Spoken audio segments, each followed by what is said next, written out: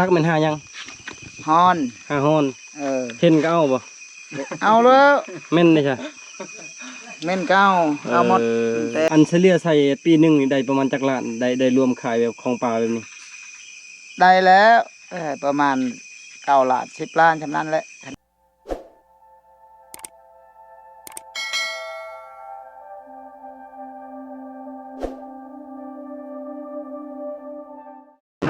สวัสดีพี่น้องสวัสดีตอนช่วยตอนนี้ตอนเที่ยงข้างใน22 โมงตอนนี้เขาปลาหาอยู่หากินเก้าแล้วขี่รถปีโก้คอยาววันนี้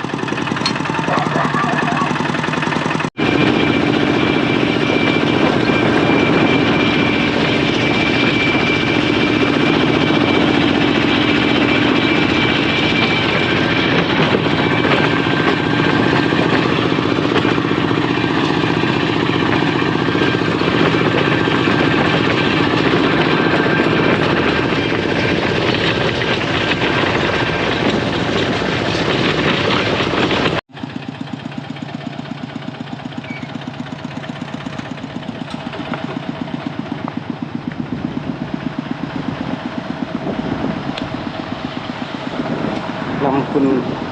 สวัสดีนะเมื่อวานนี้อยู่เมืองฝนตกแห้งชาวบ้านบริตกเป็นทิศแล้ว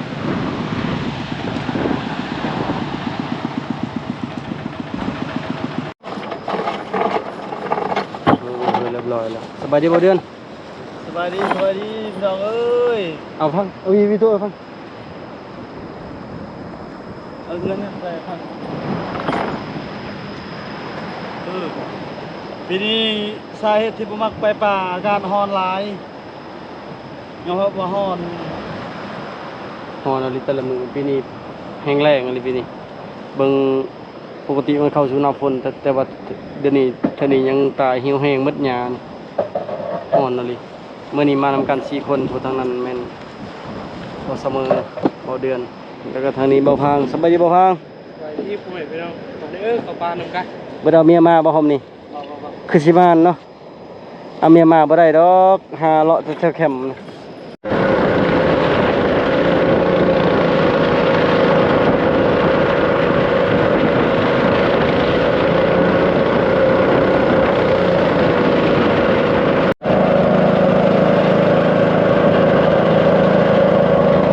ปลาเถือ3 ลำเลยเรือไอติเรือ3 ลำเรือมีปัญหา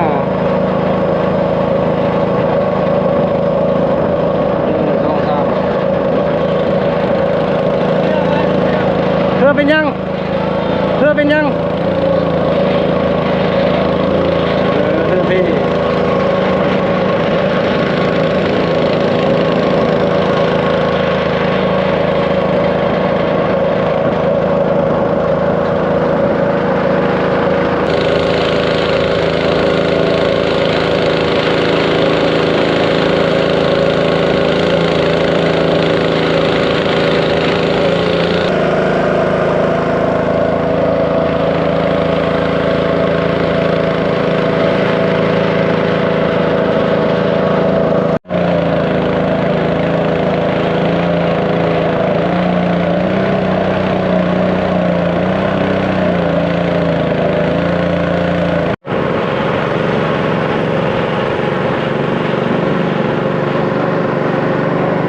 สิไปมื้อนี้นั่นตกลงว่าสิขึ้นไปพุ่นแหละไปนอนเทิงหัวผู้บนฝนตกห้ำบ่เฮียงบางล่าสุดนี่ขึ้นไปนอนพุ่นแหละเพราะว่าเวลานอนพุ่นแหละหากินมันจึงบ่เมื่อยนะอันนี้ปิ้นขึ้นปิ้นลงแต่ละมื้อแต่ละเช้านะเช้าแรงแล้วบ่ไหวไปนอนอยู่พุ่นสบาย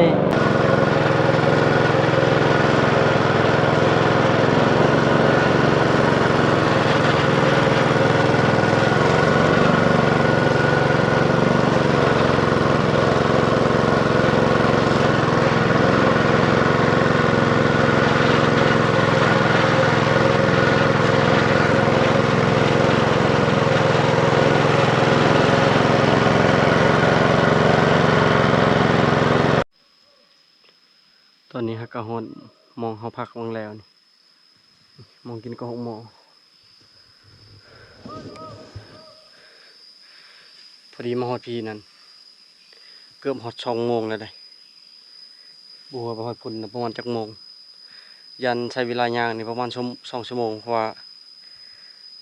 ครบรอบ3 ปีแล้วที่ว่าเฮาบ่ได้เคยขึ้นไปนอนอยู่เทิงนะ2 ปีบ่หรือ3 ปีประมาณนี้2 ปีปลายตั้งแต่เฮาขึ้นไปนอนกับเบาเลาะเบาเดือนเบาพาง4 คนตัวนั้นไปนอนอยู่บนบ่เฮงจับกบจับเขียดบางล่าสุดนี่มื้อนี้ชวนเบาเลาะอยู่เบาเลาะอยากมาแต่ว่าขอนำเมียบ่ให้มาคนได้เมียบางคนเมียบ่เข้าใจก็ยากไปหาอยู่หากินไปกับหมู่กับครูแบบนี้นะเมียคือแถวบ้านเฮานี่ถ้าได้เมียแล้วแหละน้อยนักนะเมียสิให้ติดหมู่ติดครูคือเบาเลาะเราก็ไปทางใดบ่ได้ชวนอยู่น้องก็อยากมาอยู่จนอยากเกี่ยมเครื่องเกี่ยมของแต่ว่าเมียบ่อนุญาตให้มาเราก็บ่อยากผิดใจเมียก็เลยบ่ได้มาเฮาก็บ่ได้บังคับบ่ได้มาได้ก็มาบ่ได้ก็บ่เป็นหยังพุ่นแหละสิบืนไปพุ่นปุ๊โอ้ยทำสิเมื่อยอยู่พี่น้องเอ้ยพี่น้องจะพูดเลยสบายบ่ได้ลงมาเที่ยวไปเที่ยวมาแล้วบ่ไหว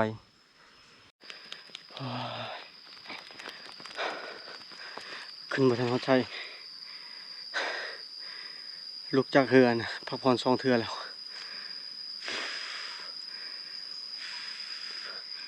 มันหนักเครื่องมี2 กระเป๋า2 กระเป๋าใหญ่นี่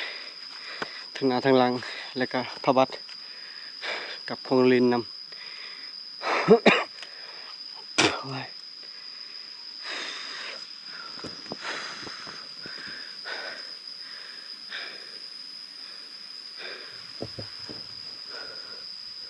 แถวนี้แหละบางล้วนเคยได้แต่ละเถื่อ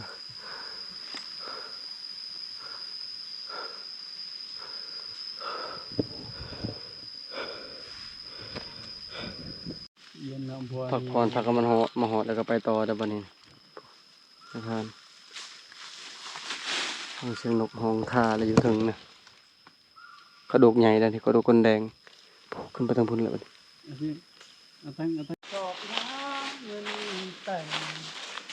พักแล้วก็ไปต่อไป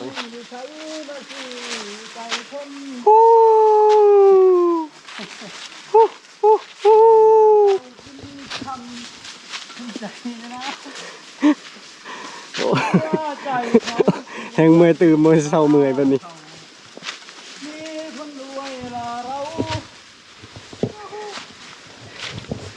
ห้องใส่บะพางหาเงินแตงพักหน่อยนึงแล้วก็ไปต่อมื้อนี้ก็อุ่นใจอยู่หน่อยนึงก็คือมีมา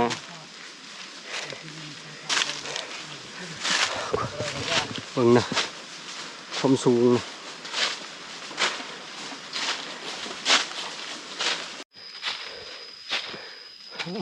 เขาพากันพักบ่ยังไปต่อกันหน่อยนึงทำงานโอ้เมื่อยเลย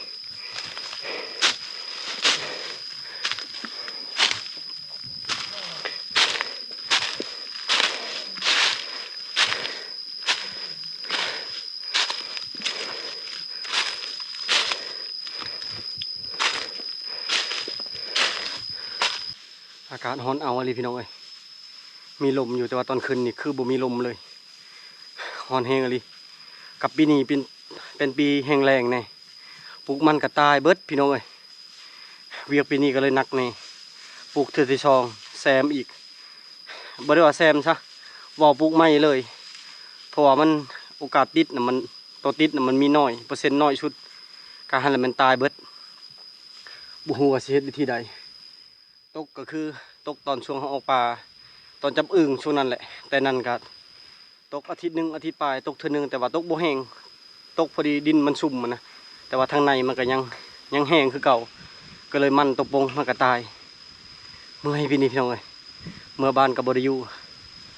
มาโฮมนี่ก็ให้แซลมอนกับน้องไผ่ผักมาวังแล้วนี่แซลมอนล่มนะโอ้บ่เฮียงตกใจไปเลยเราไปเก็บผักเกียมสุบผักอยู่เฮือนย่างเลยเราถือกระซามมันนะกระซามน้อยๆนั่นใช้ผักและบริเห็นคอนไม้ทางหน้าบังสูงไปล่มกระแทกไข่แต่บ่กระแทกทองบ่เฮียงจนตกใจไปเลยบ่ฮู้สิขอบพ่อแม่บ่ฮู้สิเว้าให้พ่อแม่ฟังใดๆแต่ก็บ่ฮู้สิให้พ่อเฒ่าแม่เฒ่าฟังใดๆนะ ราะว่าเฮายานมันเป็นเนื้อบดีอะนะ2-3 มื้อบ่เฮียงก็กังวลจนปากบ่ได้พุ่นแหละก็เป็นห่วงเมียยานเป็นหยังมาก็เป็นห่วงลูกในท้องนํก็เลยว่า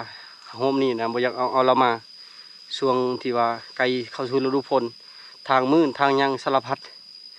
ต่อไปก็คันสิออกมาก็โดนๆเทื่อแล้วก็ต้องเบิ่งฝนฟ้านำเวลาฝนตกเวลาลมก็ยากเกิดหยังมาก็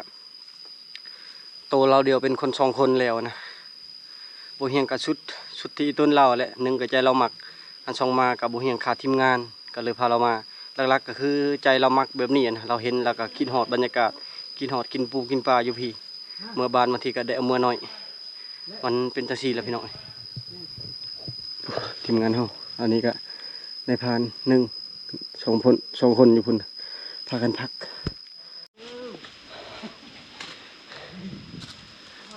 ผ่อน3 บอลแล้วเขาก็ไปต่อแบบนี้แหละพี่น้อยเพราะว่ามันขึ้นผ้าแหละเมื่อยกับเครื่องลายนี่ตอนนี้มาฮอดหน้าผาแล้วแต่สัตว์ก็ยังลงยาก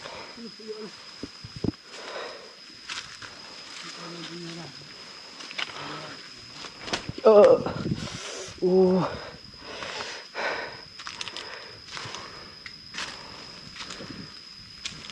ลูกตอนนี้3 โมงกับ40 นาที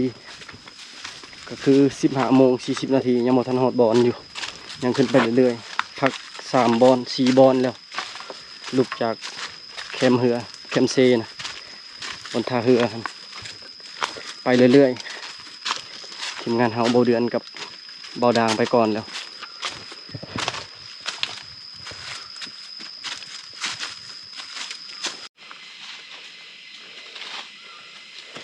บนแคมป์เฮาลงมาฮอดบอลมันมีน้ำคำนั่นน้ำนี้โบแห้งโบบุกจะเถื่อคือหญ้าพักเท่านี้เลยมาทำมาฮอดก่อน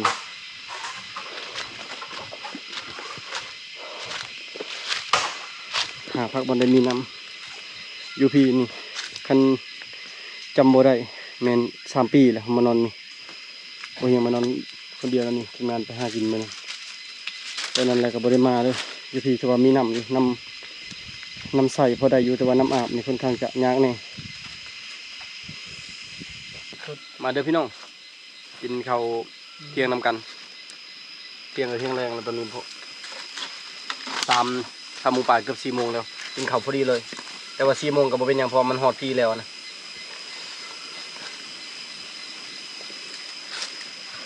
กินมุกเราไม่กินกับบะพางมาแม่พี่น้องตอนนี้กินข้าวเมื่อวานนี้เห็นได้กินเพื่อแล้วก็ลาบโอ้2 เมนูเลยแขกหลายบ่วันนี้มาไล่จะชิมบัดอยู่เออ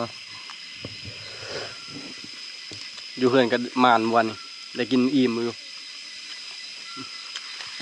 เอาจังเลยขอเวลากินข้าวก่อน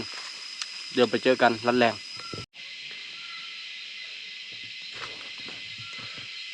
อิ่มข้าวแล้วก็ไปตอนแรงไปหารัดแรงเพราะตอนนี้นะ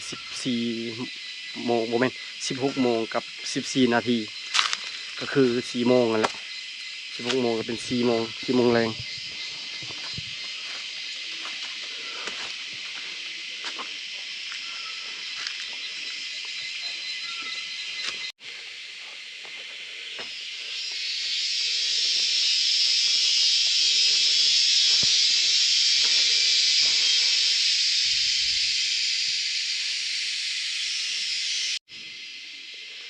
ฝนตกตั้งแต่มือหอมขึ้นมากระโบพังแล้วมันกระโบตกเลยเท่านี้นะโบเห็นแล้วก็หอยมูก็โบเห็นมันลงมาแมบอีกเห็นแต่หอยเก่า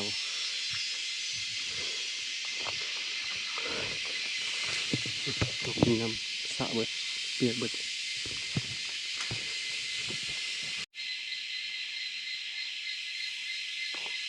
มาเฮาเลย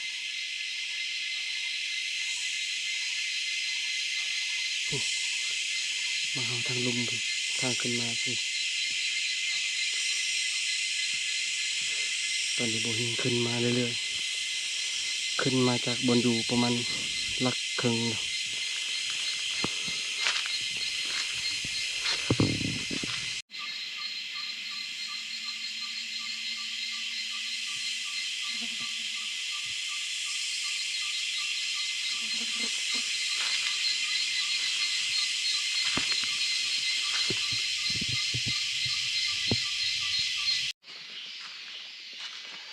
ยิงก็หอกตัวใหญ่เลยยิง2 บาทลิบเข้าโกนเรียบร้อยบ่ได้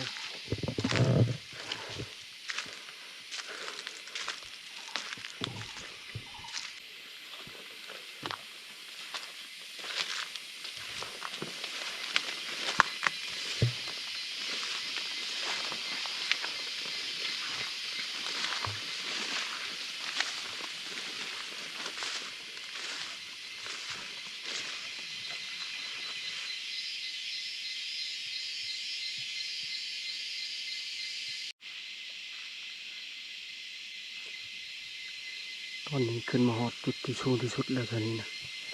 บนทางใดก็ต่ำลงหมดบนเขาอยู่คือบนโนนสูง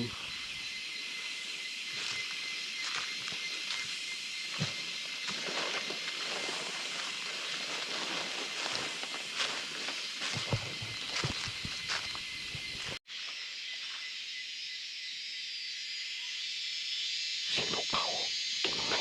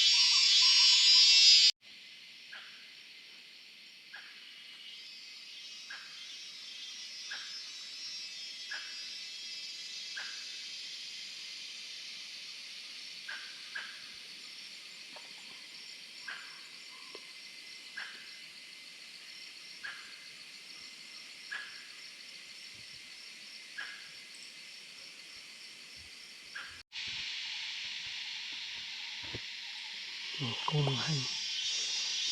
น้อยนกเป่านะป้อลอยช่องลอยกูนกเป่าลายแห้งเลย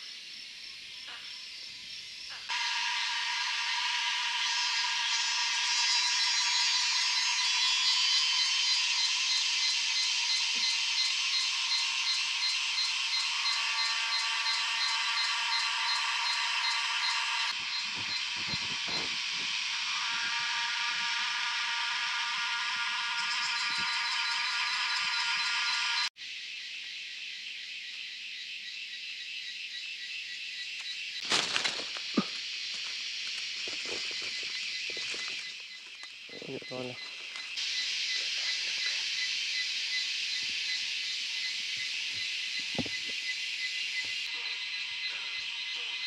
ยังอยู่เลยยังตัวนึง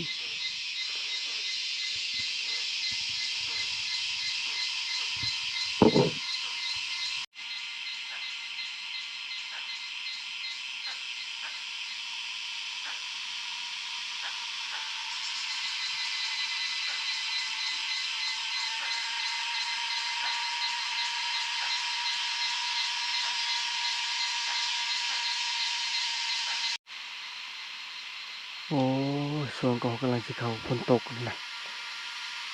เชียงพลนั่นนะคนมาแล้วคือมันนั่นเลยก็เห็นเมื่อกี้ตัวหนึ่งกำลังจะเข้า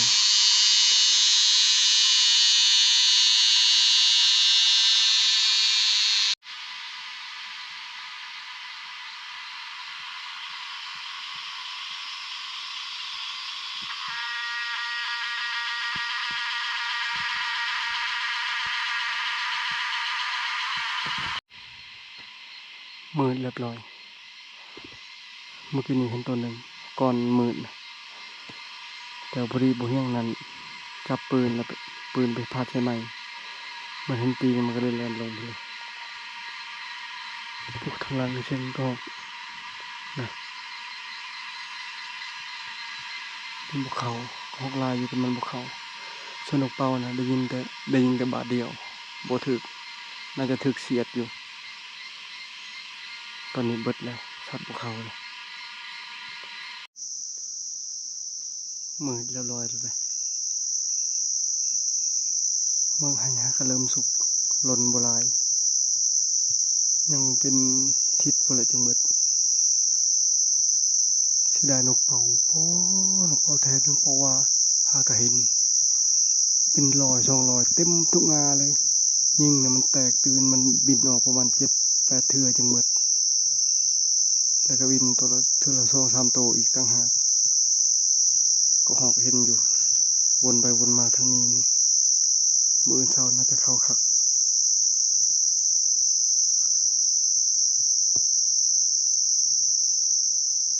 เมื่อไหร่จะเป็นเมื่อไหร่น้อยมันก็ข้าว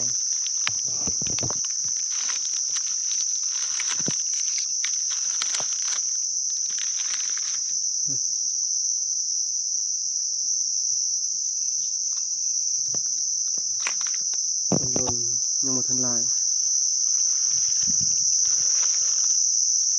เสียดายเมื่อกี้นี่ฝนอยากตกแน่มืดแล้วก็ยิบฝนแล้วกันมันก็เลยบ่เข้า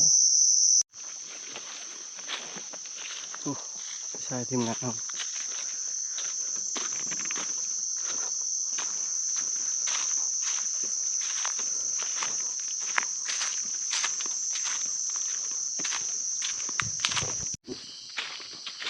ตอนนี้กำลังกลับแคมป์ทีมงานเฮาแมน2 คนน่าจะลงแคมป์ก่อนชนบ่เดือนแมน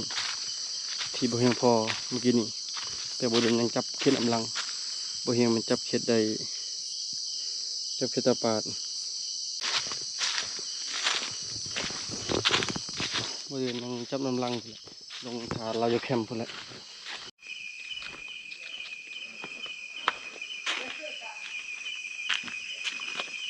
พากันลงเลยยังคือหลายคนเลย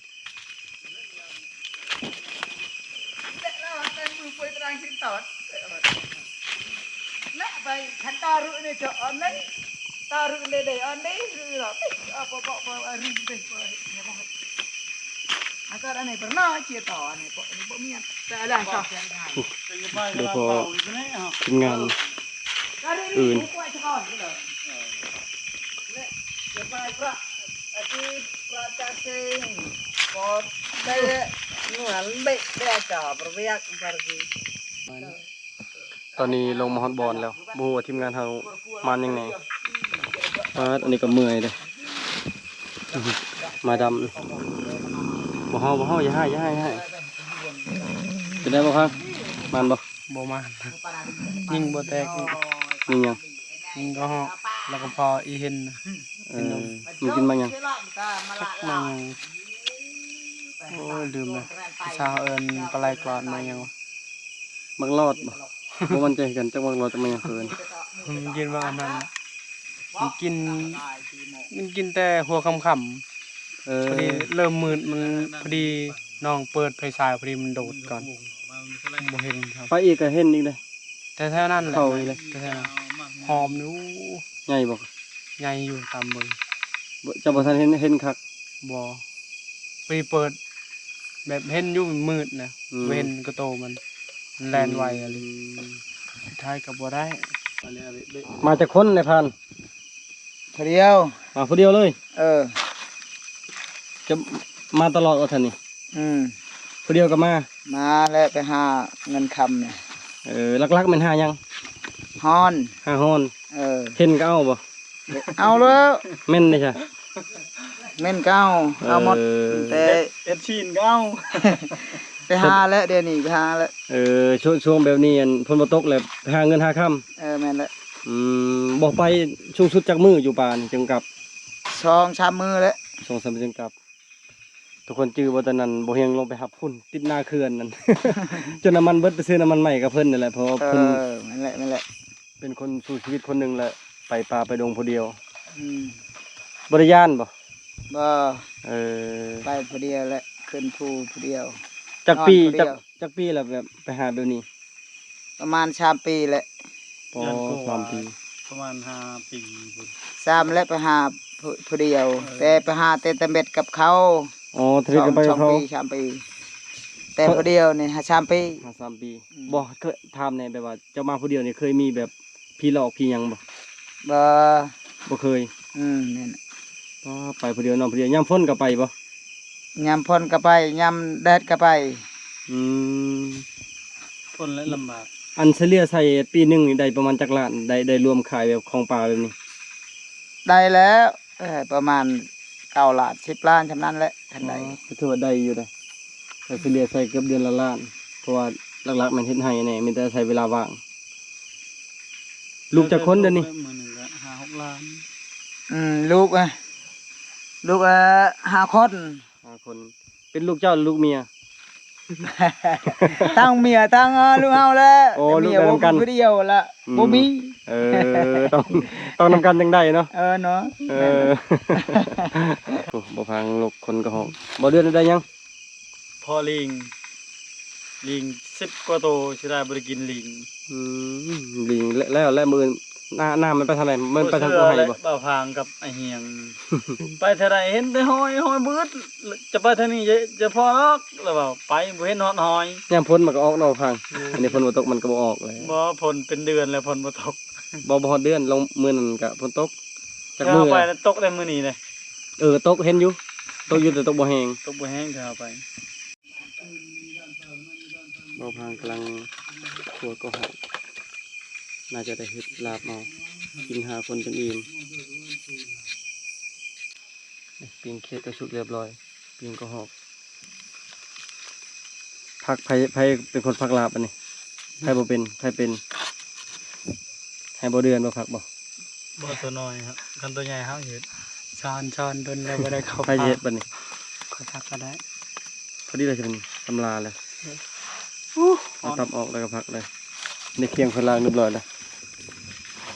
ไปจับเอาเคียงอยู่พุ่น เด็กลองดูเยอะจะไปเจอพ่นเจอยัง เปลี่ยนกันเฮ็ดลาบบางแล้วเนี่ยบ่เฮียงเฮ็ดลองมากับสมอนมากับน้องไผ่ มาห้องนี้ให้บ่ฟัง เป็นกันเจ้าไปปอกไปไหนเจ้าไปกูติดดอกจูนกี่วัด พากับคนให้เรียบร้อยแล้ว การกระปลักไหนไหนแม่ปอกดาว เคียงก็ล้างเรียบร้อยแล้ว เว้ยอะไรสกายเล่นกันเลยกูติดกระเอาที่ตั้งบ้านดาวบ้านตั้งไง9 โมงที่ดาวแต่เห็นมันลอยอยู่อยู่ย่านเราลอยอยู่มันไอ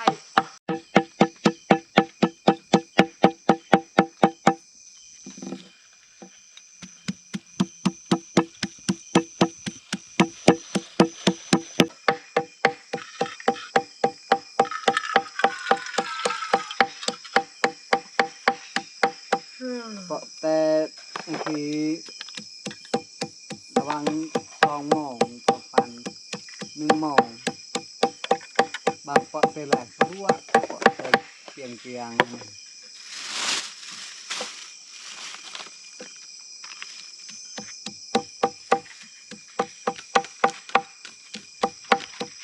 นี่ก็แซง นี่ นี่ คือกัวๆนี่ก็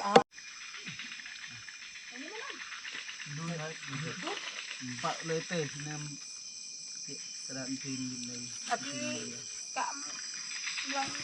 ละกายหางละกายมันก็มาดาวดีพิมพ์ อันนี้พอแล้ว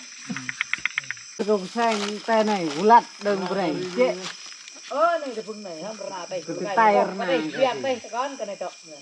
เตะรานเตะ ก็ง่ายจะเป็นเจี๊ยบกันก้มดอกมาทางกันนอนมาทางไปยังไงที่เลยแต่ชามแม่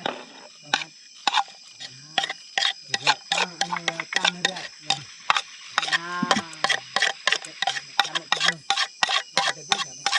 มาเดี๋ยวไอ้ที่กล้าเดี๋ยวเราจะเจาะหัวก็ต้องไปจ่ายมาเชื่อ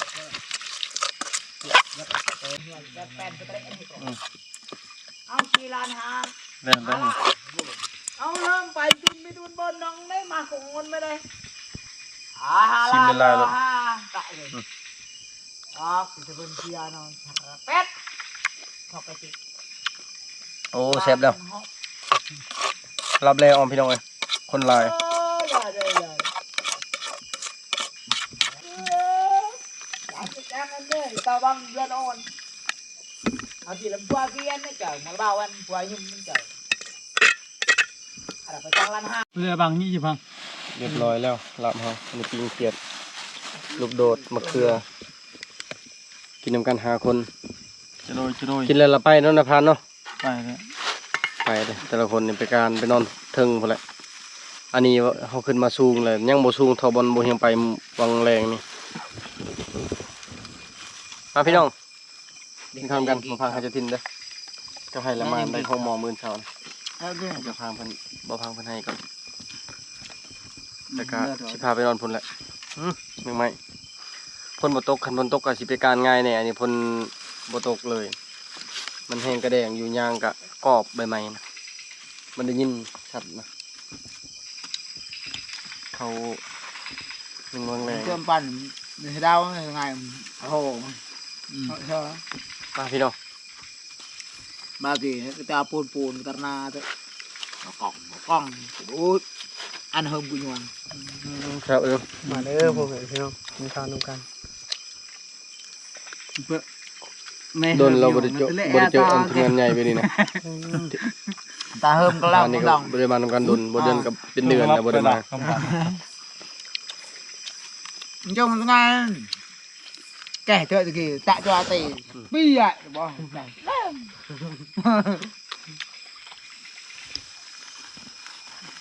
แซ่บอันนี้ก็หลับหอก ตามมากับบนมะเขือ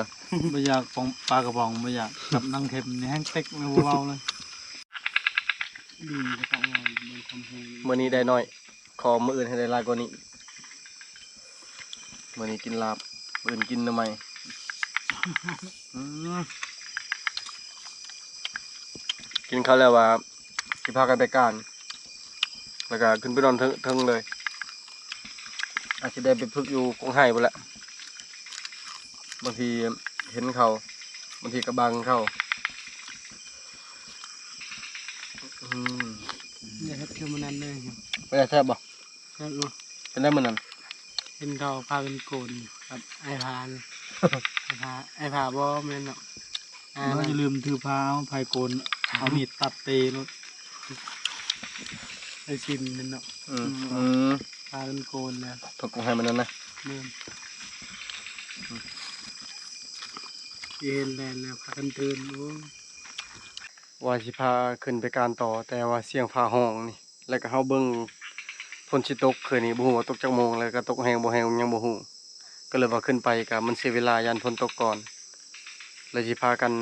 นอนอยู่นี่คือเก่ามีแต่มื้ออื่นเช้าแล้วประมาณวาง4 โมงขึ้นไปพุ่นมันจังทันก็ฮอกมื้อนี้ก็พากันพักผ่อนเบิดทุกคนมีแต่นายพรานลาแม่นลาฮ้อนเพิ่นขึ้นไปแล้วน่าจะขึ้นไปแถวกุกไห้บนบ่เฮียงดักวังแรงนั่นแหละแถวนั้นมันเป็นหูเป็นถ้ำฮ้อนมักอยู่เฮาก็อยู่บงนี้